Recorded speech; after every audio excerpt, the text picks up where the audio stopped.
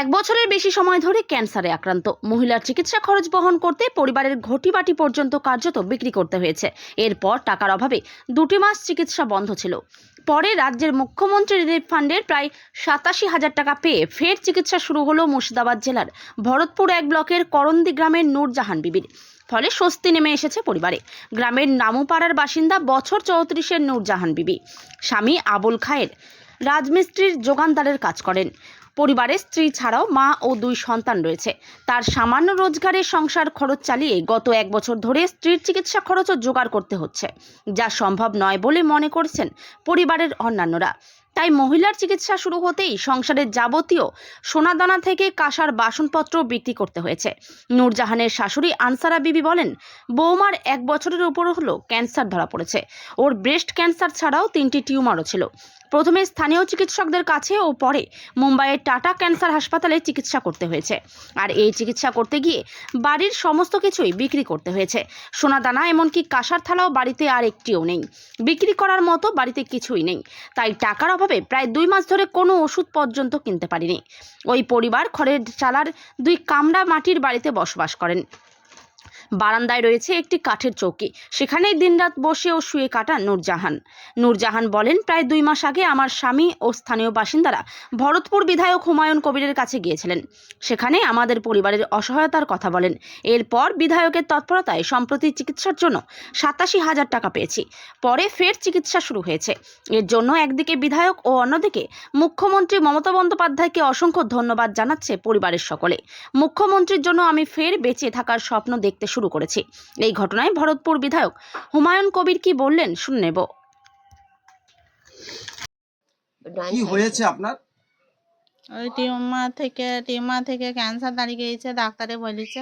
আর ওই কতদিন আগে থেকে আপনার এটা ধরা পড়েছে অসুখটা? এটা 1 বছর হয়েছে, ওই রোজা টাইমে হয়েছে। আচ্ছা, যে কোথায় কোথায় ট্রিটমেন্ট করলেন? ওই বুকে একটু ভেস্টের জায়গাতে একটু হয়েছে, আর বগলে হয়েছে এক জায়গা টিউমার ধরা পড়ে গিয়েছে। 3টে পেয়েছে ওরা। আচ্ছা, কোথায় চিকিৎসা করলেন? আগে করেছিলাম কান্দিতে তখন অতটা হয়নি বাড়াবাড়ি। তখন হয়ে গেল বোম্বে, যে ট্রিটমেন্ট করলাম ফার্স্টে, যে বোম্বে ট্রিটমেন্ট হয়ে গেছে। কান্দিতে জিনিসটা হয়েছে, জিনিসটা ওইখানে বলছে যে তোমরা ওইখানে অপারেশনটা করে তোমরা ভুল করেছো। যে কান্দির পরে কোথায় গিয়েছিলেন? দিয়ে তখন ওই বোম্বে গেছি। বহরমপুর জানেন?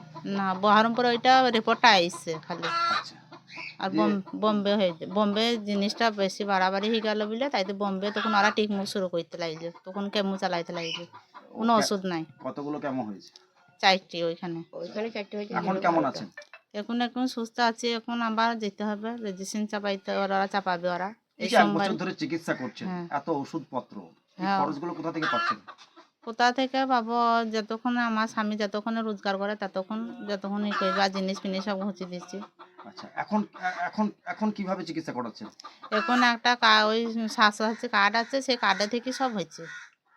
কার্ডে একটু ই করেছে, তাই এখন কার্ডে বলছে ওরা তো ওষুধ বলছে আমরা দিতে পারবো না। এখন যতক্ষণ তোমরা টাকা দিয়ে করতে হবে। ওষুধ ই করে সব খালি রেজিস্ট্রেশনটা বাবা, ওইটাও দেখো 2-3টে দিতে পারে, আর তোমাদেরকে সব ঘর থেকে টাকা লাগে। আপনার পরিবারে কে কে আছে? পরিবারে 2 ছেলে আছে। হ্যাঁ। আর আমার শাশুড়ি তো আলাদা আছে, সাথে নাই। ও আলাদা আছে, আর যতক্ষণ হয় ততক্ষণ খাই। আচ্ছা, স্বামী কি করে? স্বামী রাজমিস্ত্রি কাজ করে। রাজমিস্ত্রি।